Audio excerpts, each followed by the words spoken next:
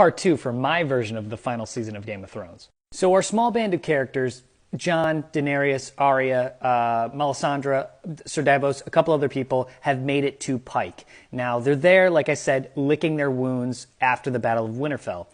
They're super disheartened. Dany just lost Missandei and one of her dragons. Jon, Arya, Sansa, Bran, they're all sad because Winterfell has been completely taken over by the White Walkers. And Jon is especially conflicted because he knows he's the rightful king of the Seven Kingdoms, and he's told Dany, and there's kind of a rift in their relationship starting. So everybody's dealing with all of that in this episode. While at the same time, the Night King is headed for King's Landing. And guess who's at King's Landing? Cersei and Euron Greyjoy.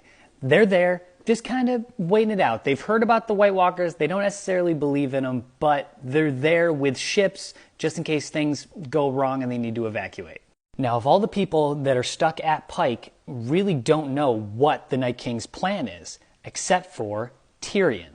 Tyrion understands power and what it means to want to accumulate more power and the whole game it is. So Tyrion sits Jon and Daenerys down and he's like, hey, if the Night King's plan is just to accumulate power and just to add to his number, then he's going to go to the place with the biggest population density, and that's King's Landing. So Jaime, who also was one of the people that got away, hears this, and he's like, oh, we have to send ravens. We got to do something. I got to protect Cersei.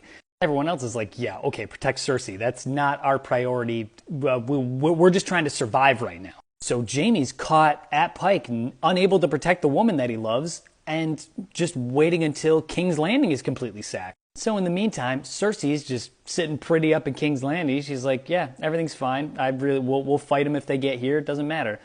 Little does she know that the Night King is basically unstoppable. And the final act of this episode is basically what happens in The Bells. The complete and utter decimation of King's Landing by the Night King and all the White Walkers. Now, Cersei is forced to evacuate, so she's like, I gotta get out of here. She doesn't care about the people getting destroyed, she cares about herself. But while she's getting away, she's stopped by none other than the Night King, and as he stops her, he starts to turn her into a white.